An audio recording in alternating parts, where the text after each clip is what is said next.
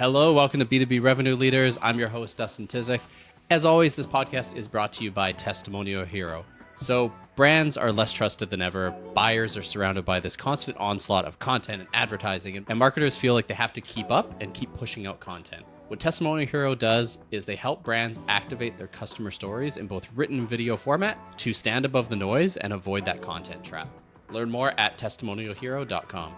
On this episode, I'm joined by Sarah Reece, who is the Director of Demand Gen at Orum, and we're talking about why she doesn't give a shit about leads. And I'll just leave it like that. Let's go right into the episode. Hey, Sarah, welcome to the show. Hi, Dustin. How are you? I'm doing well. How about you? Fabulous. Perfect. That's a good answer, especially with the long weekend coming up as well. That'll be even more fabulous. So we're going to talk about a whole bunch of things. I think we're probably going to jump all over the place because there's been topics, but before we hopped on live, you mentioned you don't give a shit about leads. So let's start there and unpack that one a bit. Yeah, absolutely. And thank God my leadership knows that about me. I made sure they knew that about me before they hired me. Yeah, I don't give a shit about leads. We don't have a lead goal. We don't have a cost per lead goal. I really only care about cash money. That sounds so simple, but I know what you mean. Like, I've had CEOs back in the day, not recently, who were, we need 200 leads. And to them, a lead was an email address. And Exactly. It was, I can go on Zoom Info or spam this thing out and get you 3,000 of them. Right. And you're going to make zero money on it. So you mentioned, you're just looking for cash money, but what do you actually measure? Like, aside from revenue, I'm sure there's an interim step. Is it pipeline you're looking at or demos or what is that? Yeah. So we are goaled against opportunity, volume, pipeline, close won deals, and revenue. And then, of course, ahead of opportunities are all sorts of things, which include leads. We primarily focus on high intent inbound, so things like demo requests, contact sales. And so when I'm thinking about the higher part of the funnel, that's where most of my attention is. Yeah, it's funny. We actually have the same kind of model here. And then away from that, we have more like I hate using the word awareness because it means so many different things, but like very awareness driven campaigns on LinkedIn where this is just our audience and we want to constantly be in their face so they know what we actually do.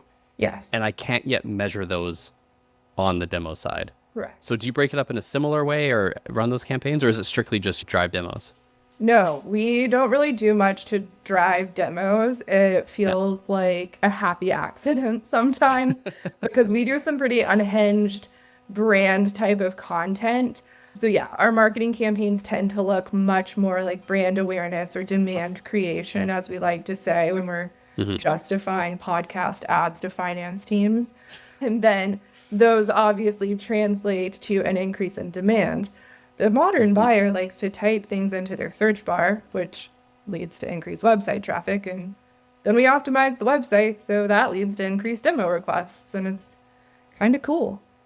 It all sounds so simple. I think it's the Amazon buying experience coming over here, right? Where we just want to quickly figure out what we need and have an easy way to buy it. Yeah. So let's talk about that a bit, because you also mentioned B2B buyers. They're used to that B2C experience. They maybe don't want to get banted to death by an SDR or have to fill out like all their information to get pricing info. So what is this experience you think they want? I was actually just consulting with somebody who's working on a new chat GPT chatbot for a website. And the idea that I gave him was like, what if you just reskin somebody's homepage so it was just the chatbot and it was like, hey, welcome to Orum.com. What do you want? And you just had them have a conversation. And I feel like in a lot of ways, that's the experience that buyers are looking for. They know what they're looking for and they just want you to get out of their way. And if you are going to get in their way, do something helpful or delightful in the process. Yeah, it goes back to making it actually simple and a good buying experience. And I think it's probably easier for newer companies who can come up with this type of thing from scratch, simplify it. But I just find, especially with larger companies, there's just so much red tape and they built out maybe all these teams of people they don't fully need. All of them, but their processes indicate it. So do you think that's part of it? Just like this legacy, this is how things used to be? Totally, yeah. So what's interesting is before I was in startup land, I was in massive enterprise land working in marketing to IT and developers at a company called Red Hat.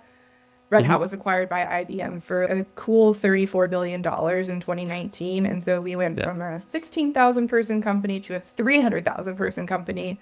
But just before the acquisition, I was actually leading a global project that was designed to prove this concept out because our ad buys were all content syndication, driving webinars, download this really expensive Forrester white paper, et cetera, et cetera. And I had a very clear hypothesis that we could focus on like traffic driving and Hmm. drive people over to the website, and then they would probably contact sales. And we ended up running like a really small proof of concept. I was really lucky that leadership let me take 30 grand and just do this little thing in one little region.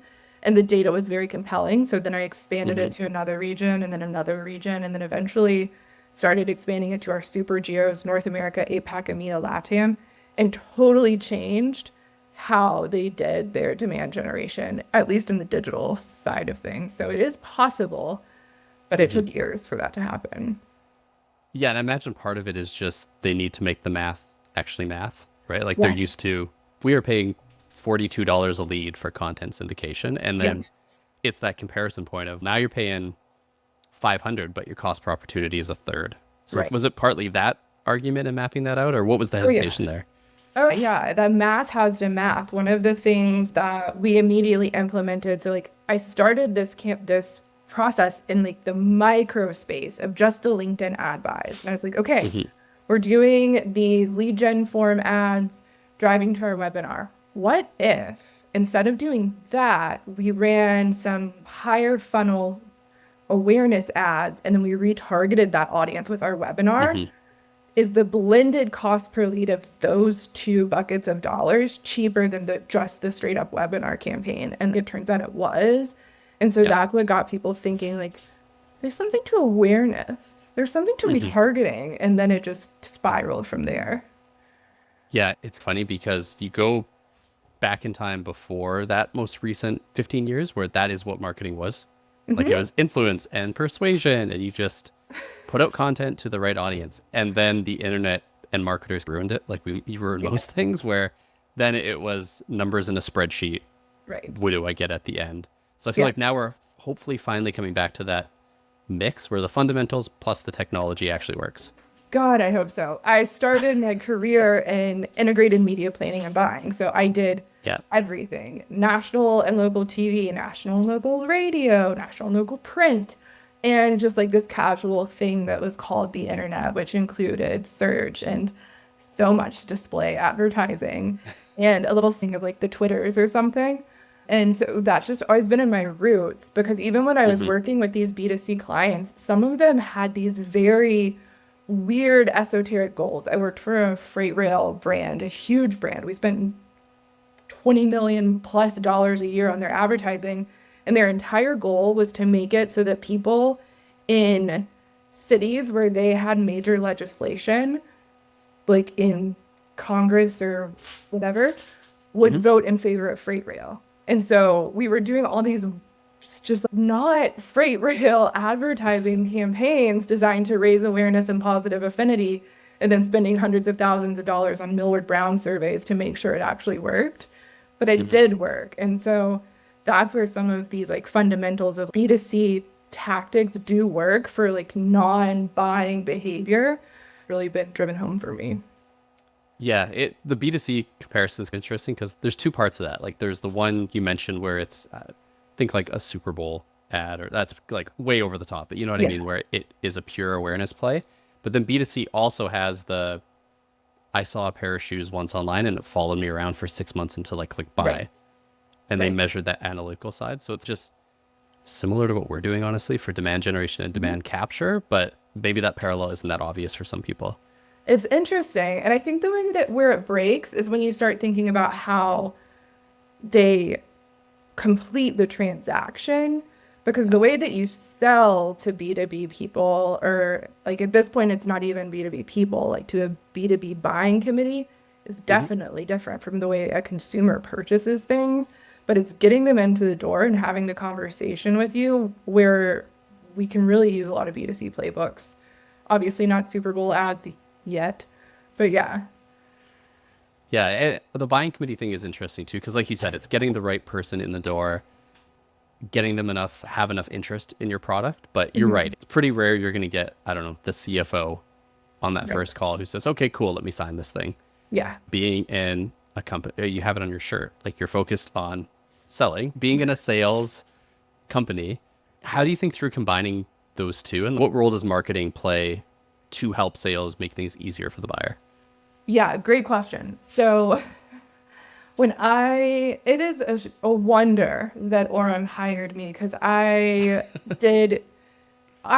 interviewed them harder than they interviewed me. And when I was talking to our VP of sales, Colin, who is the biggest advocate for marketing in the world, shout out to Colin Spector at Orum. I told him, I was like, I think that my job is to make it so that when your team is making cold calls, the person on the other end of the line says, oh yeah, heard about Orum. And like on the best day, they're like, I've been waiting to hear from you guys. Our job is to make it so that people have heard of us, they like us, and they know enough about us to be a little dangerous. And then it's the sales team's job to continue cultivating that relationship, building rapport, further understanding their pain points. And then we work together in that middle section of like pain point marketing and things like that to help them bring the deal through the committee and then close it. Yeah, and it's funny because if you think of it from a buyer lens as well, like you mentioned the cold call, right? If what's a company that's all like Hockey Stack is all over right now, right? They've done a good job of building that awareness. If they called me, I'd probably talk to them because I'm like, oh, I actually know what they do. If it was one of the other 30 billion analytics companies that called me, maybe I wouldn't be so keen to talk to them. So again, it's just the basics there. And I'm curious then, like you're on the marketing side, you have to build awareness and get them interested. It's different than messaging sales does, but you need that consistency or else the whole thing falls apart. So how are you handling that and working with sales to guide their messaging and how they actually speak to customers? That is really tricky because in an ideal world, we have a super tight process where marketing sits in a corner and does market research and creates all of these great scripts and messaging lines and decks and things. And then we pass it to sales and sales studies it like eager little students and they memorize it and then they just follow the scripts. And then everything would be aligned. But sellers are human and also too busy to study scripts. So sometimes there's a disconnect. But one of my favorite things to do, Orum has a virtual sales floor, so we can join our sales team when they're doing their call blitzes and things like that. And we can hear how sales is messaging. And based on the question, you may think I'm going to say, so then we can scold them when they go off script. But actually what's more useful is we can say, oh, dude, what made you think to like message that way? Because that was really interesting. And the buyer actually responded really well. And so it helps us evolve our messaging and get better. And then, of course, if they're saying some unhinged shit, then we can also be like, can you not? Yeah, I like the kind of getting the immediate reaction because that's what I do. Anytime there's, I don't know, basic new messaging or new positioning or different change to the narrative, I test it with the sales team first because if I put it on the website, I'm never going to know. I will know if it's working, but it's going to take a while. Yeah. Whereas I would rather go on a sales call and just be like, hey, try saying it this way and see if the person nods or if they stare off into space. Yes. It's like that quick response that you get. Yes, absolutely. That's such a good point. It's so important for marketing teams to find at least one ally in sales so that there's somebody who's willing to do that type of stuff with them. Yeah. So luckily, it sounds like you have a good relationship with sales, which probably makes your life and your job a whole lot easier. And I would imagine part of that, and maybe I'm making an assumption here, is you both want money for the company, right? Normally the incentives aren't aligned, and then it's sales taking ownership for this and marketing taking ownership for that and throwing each other under the bus. So is it as simple as that, like having aligned goals, or what is making it work so well? Honestly, the first thing that comes to mind is we have a hiring policy. It's on our website. It's a little controversial. We don't hire jerks. That's fair. And we screen for that. So like we have badass salespeople, but they're also like their egos are pretty checked. So it makes it so that I'm never going into a conversation with somebody who's, oh, that stupid girl in marketing. What could she want? And then I think the other thing that I've done as a marketer is just to be very intentional about cultivating empathy for the seller. Because there's so many times, especially the way that I was raised in marketing, it was like, we didn't report past pipeline because we were like, once it gets to sales, God knows what is happening. And just like very much like sales, your problem. So for me, like I wasn't born into marketing empathetic to sales, but then I've spent a lot of time thinking about, okay, well, of course they're going to call this lead list first because they don't make their rent if they don't hit quota this week. And so understanding like the impact of being in a quota carrying role and how something needs to be very logical, precise, and if it's not a sure thing, it needs to be a great bet, has made it so that as a marketer, I can communicate to them and say, hey, I know this isn't the way you're normally doing it. This is the big swing, but here are the reasons why I think this is a good idea. Can you give it a try? I see you're ahead on your call tasks this week already. And it makes it a lot easier for me to get my stuff through, which makes me feel good. And oftentimes there's some pretty positive results or insights that come out on the sales side of the house. And so it becomes this reciprocal relationship where we see the value in each other. Yeah, it's interesting too. Like you mentioned, like you said, they don't make rent, they don't get money because they're, I don't know, 50%, 40% commission. Right. I'm curious if marketing is going to go that way. And it's probably harder because there's more types of commission's not a bad thing, right? But if there was some, and there isn't some roles, but some more of a performance-based portion. And then part of this is just, I feel like marketing is maybe, well, it depends on the company. Marketing in a lot of cases is doing more of the lifting than before, if that makes sense. Yeah. And I feel like there's still this, salespeople are going to hate me for this, but I feel like there's still a bit of a disparity. Like salespeople make a shitload of money, and all marketers do. So I'm curious if that'll change as like the business model changes and how companies think through it. Yeah, I would definitely love to see some sort of like higher level commission-based role or like bonus structure, which I know exists at like higher levels, and I'm sure it exists in some companies when marketing does hit revenue numbers if we're carrying revenue goals. The one thing that would frighten me there, though, is I do have some luxury here at Orum where I have these revenue goals, but I've been trying less and less things that look like revenue marketing, continuing to grow my revenue. But would I have been as brave to try those things if I thought it would hurt my ability to buy the beach house I'm manifesting? I'm here for the beach house, so. No, I think that's a good point because you do have to balance the two, right? Like you're going to do, if you're marketing well, you're going to do some stuff that's not going to pay off for 8 months, a year, longer even. It's just, I've always found it kind of crazy how all marketers know that. At the same time, most marketers last 2 years. So they're like, they have this unrealistic expectation to bring in all the money right away. So maybe I have no idea what the answer is there, but maybe it is as simple as a split where you get looked at on the demand capture stuff, and then you have this discretionary budget to spend that maybe isn't scrutinized as much. I think that's a very smart way to approach things, definitely. One of the most freeing things that you can do for a marketing team is say, your brand spend will be treated like brand spend. Yeah. Which means it's not scrutinized that way. And I think in the B2B space, especially the more like smaller companies like I'm at, you're seeing brand go underneath demand gen. And it was easier to keep brand dollars separate when there was a corporate marketing function with brand and events and all of those things that weren't accountable to your revenue number, and then performance marketing, which was the old version of demand gen.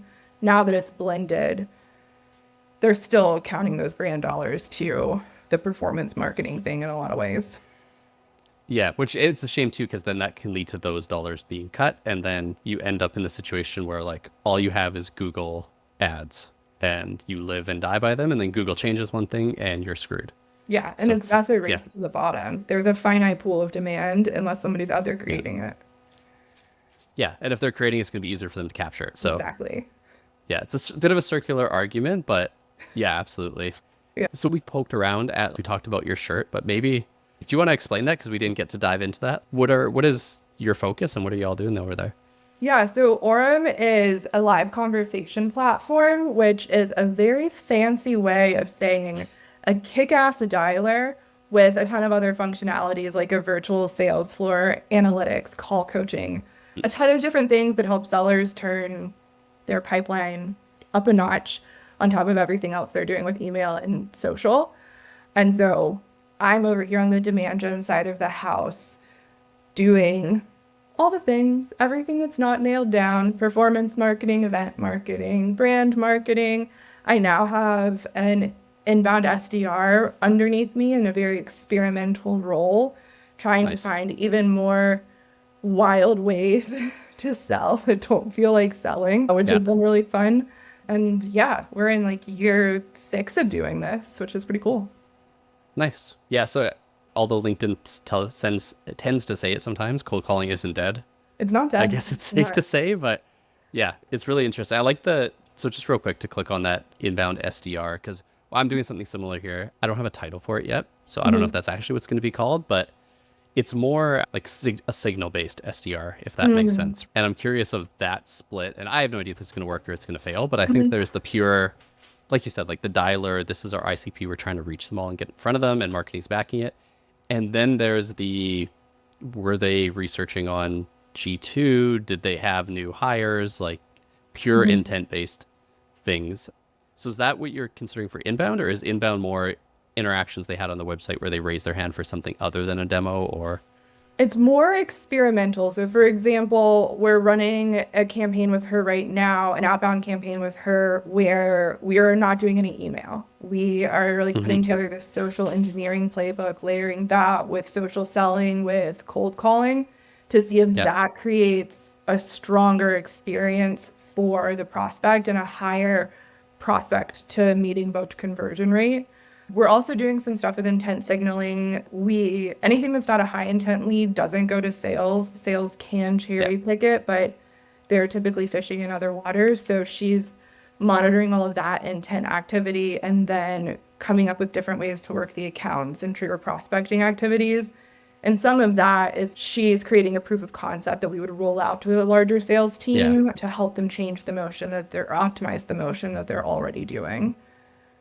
Nice. No, that makes a ton of sense. It's the SDR. I've done episodes on the SDR. I like talking about it just because it's honestly like probably the hardest job at a company in a lot of cases. And I'm glad college grads can find a job as one, but I feel like having a really experienced, good salesperson as an SDR, who you maybe pay a bit more, is maybe more the way to go than this old, let's pick out 10 college grads who are athletes and get them to make a bunch of phone calls.